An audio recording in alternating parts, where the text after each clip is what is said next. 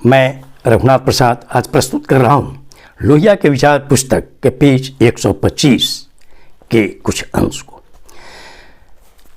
1953 के लेख का एक अंश है वर्ण और योनि। बनारस में हिंदुस्तान के राष्ट्रपति ने खुलेआम 200 ब्राह्मणों के पैर धोए। खुलेआम किसी के पैर धोना असभ्यता है। इस असभ्यता को ब्राह्मणों तक सीमित करना एक अपराध मानना चाहिए और उसकी सजा मिलनी चाहिए।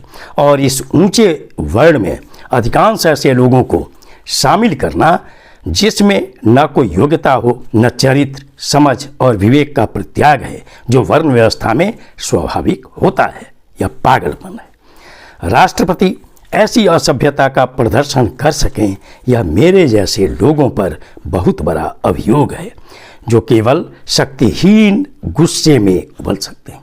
लोहिया जी की जो अंतरात्मा थी वो झकझोर रही थी कि इस देश का राष्ट्रपति जो वास्तव में कितना विद्वान था, ये पूरा देश जानता है, दुनिया जानती है कि डॉक्टर राजेंद्र प्रसाद विद्यार्थी एकदम एक्सेलेंट विद्यार्थी थे और स्वतंत्रता सेनानी के रूप में भी, और गांधी जी के निकटतम सहयोगियों में से वो एक थे। ऐसे व्यक्ति को राष्ट्रपति पद पर आसीन होने के बाद उन्हें पैर धोना पड़ा ब्राह्मणों का, और लोहिया जी ने ही उनका खुलकर विरोध किया था इस घटना का, और किसी पार्टी के नेता ने इसको बहुत सीरियसली नहीं लिया था। लेकिन लोहिया तो लोहिया थे, इसीलिए उन्होंने इस इशू को पब्लिक में झकझोरा था।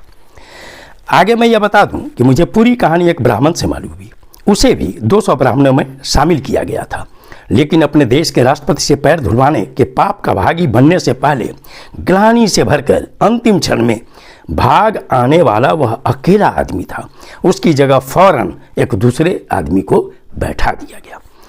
लेकिन संस्कृत के इस गरीब अध्यापक को मैं हमेशा श्रद्धा से याद करूंगा, जो इस भयंकर शैतानी खेल में अकेला मनुष्य था। मतलब लोहिया जी ने उस 200 ब्राह्मणों की भीड़ में सिर्फ इस एक ब्राह्मण को श्रद्धा के रूप में देखा। चूंकि वो संस्कृत का अध्यापक इतना जरूर समझदार था कि उसने राष्ट्रपति पद पर आसीन व्यक्ति से अपना पैर धुलवाना कबूल नहीं किया। मैं बनारस और अन्य स्थानों के ऐसे ब्राह्मणों को चेतावनी देना चाहता हूँ जो मानवीय आत्मा और भारतीय राज्य के इस पतन पर खुश हो रहे हैं। यह कितनी बड़ी चेतावनी थी लोहिया जी की। किसी का पैर इसलिए धोना कि वह ब्राह्मण है, वर्ण व्यवस्था, गरीबी और उदासी को कायम रखने का वादा करना है।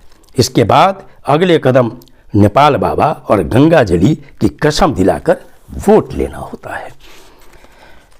लोहिया जी ने इस घटना पर कितना कहिए कि वो व्यथित हुए, यह सोचा जा सकता है।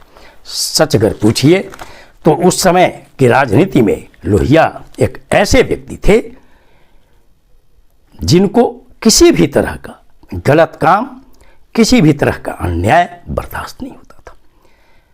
हमें उनसे सीख लेनी चाहिए। ये वीडियो आपको अच्छा लगा हो तो निश्चित तौर पर लाइक करें, शेयर करें। अब तक मेरे चैनल को आपने सब्सक्राइब नहीं किया, सब्सक्राइब करें, बेल आइकन को टच करें ताकि मेरे हर आने वाले वीडियो का नोटिफिकेशन आपको तुरंत मिल जाए। आप सभी लोगों के लिए शुभकामनाएं। धन्यवाद। जय